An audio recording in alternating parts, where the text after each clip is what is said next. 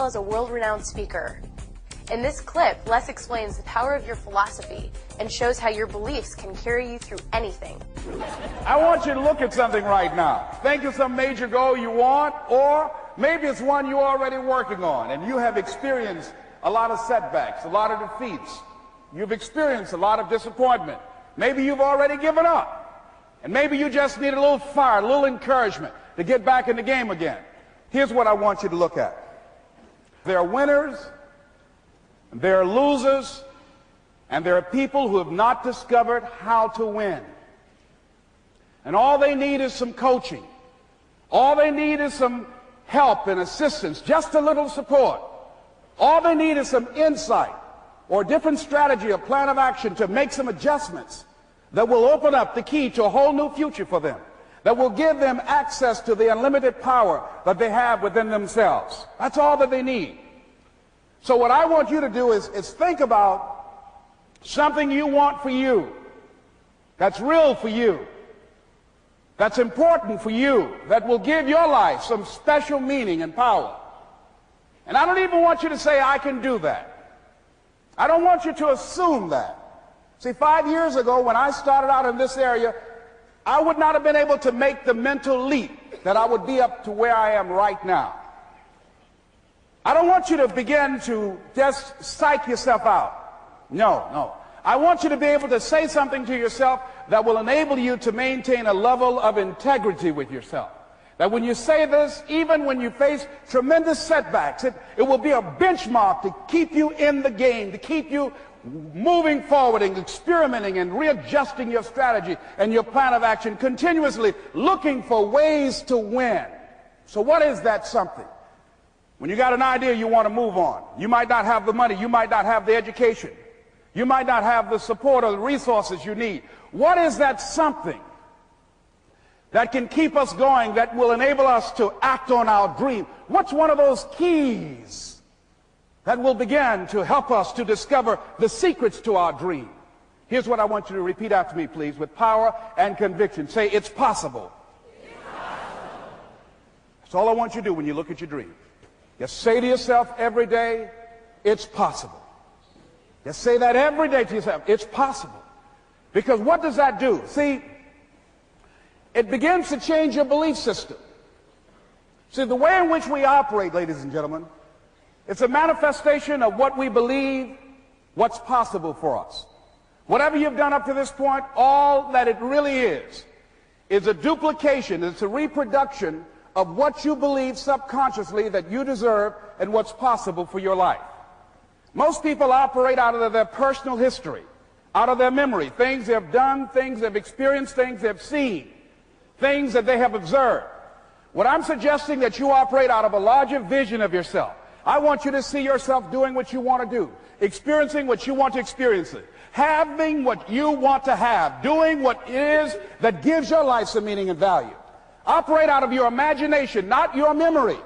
Because whenever you look at where you want to go, I'm wanting to warn you, you will have some conversation back here after you go through the data that you've experienced in life saying you can't do it. And so what you want to begin to do is ignore that inner conversation. Well, most people, ladies and gentlemen, when something happens to them, what they do is they begin to believe that that's the way it is. That's the way it's always been. And they can't see the possibility of it being any different. Example, before April 1954, the common belief, the universal belief, because it had been tried again and again and again and people had failed, the belief was that man was not physically capable of breaking the 4-minute barrier, that he could not run a mile in less than 4 minutes. That was the belief on the planet. It had never been done.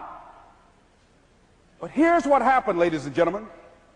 Roger Bannister came along, and he broke the 4-minute barrier.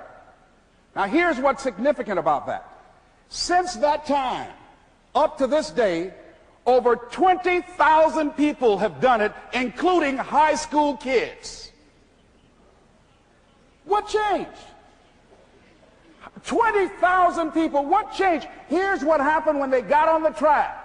They knew it had been done.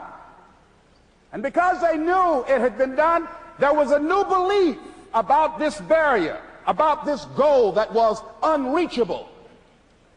And those 20,000 people got in a race believing, knowing in their heart that someone had done it, that it's possible, that they could do it.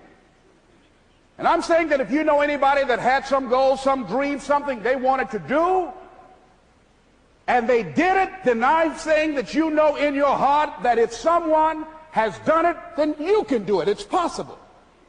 And that if someone can make their dream become a reality, that it's possible that you can make your dream become reality. And so as you begin to look at where you want to go, beginning to embrace that, it's possible. I'm blessed and highly favored. I've got a lot going for me. I got some good stuff in me. And it's possible that I can bring my greatness out here in the universe. That I can do what I want to do. It's possible I can write my own book. I can have my own business. I can take the trip and travel around the world. It's possible. I can bounce back from adversity and reinvent my life. It's possible. Regardless of where I am, that things can get better for me. It's possible. I'm thinking about two men right here in Chicago who were fairly successful, similar background, educated. They worked for a corporation for many years, and they were among many people that were laid off. Two guys who were very good friends. One went out looking for a job for several weeks along with the other one, and they faced disappointment and rejection again and again and again. They couldn't find any work, which is the story of many people across this country. One guy stopped. He became discouraged. He stopped going. He stayed home looking at television, became very argumentative and toxic with his wife, drinking beer, getting on the phone, talking to his other negative, unemployed friends. And he just gave up. The other guy kept looking for a job everywhere he could go. Every time he could get an opportunity, kept asking people, networking, checking the newspapers every day. Kept going everywhere he could, trying to find a job. You have too much education. You're overqualified. You won't be here long enough. He kept going. He kept going. He went to a place and said, look here, I tell you what, if you can't hire me, and I know you can use my talents, abilities, and skills, I don't want to sit home and do nothing. Just let me do some volunteer work. You don't have to give me anything, all right? I just want to work. I want to be busy. Guy said, okay, it's on you now, but don't expect me to give you anything. It's okay. This guy came in and worked. He was the first one there. The last one to leave was the best employee there. About 4 weeks later, one of the top managers quit. They were looking for a replacement. Guess who they selected? This other guy. This guy who was volunteering his time. He got the job. What was the difference between the two men? Eyesight and mindsight. Eyesight is judging on what you see. Judging according to appearances. But mindsight is how you interpret what you see. One guy said, it's not possible, it's over, I'm finished. I can't do it. I can't make it. He surrendered. I've faced rejection again and again. I'm not going anymore. There are no jobs out there. But this other guy, he felt that in spite of the no's and rejections, in spite of how bad the economy is, in spite of what the newspapers are saying, that it's possible that somebody somewhere will give me a job. He just kept going, thinking it was possible. And guess what, ladies and gentlemen? That's what we have to do with our dreams. That's it for day one.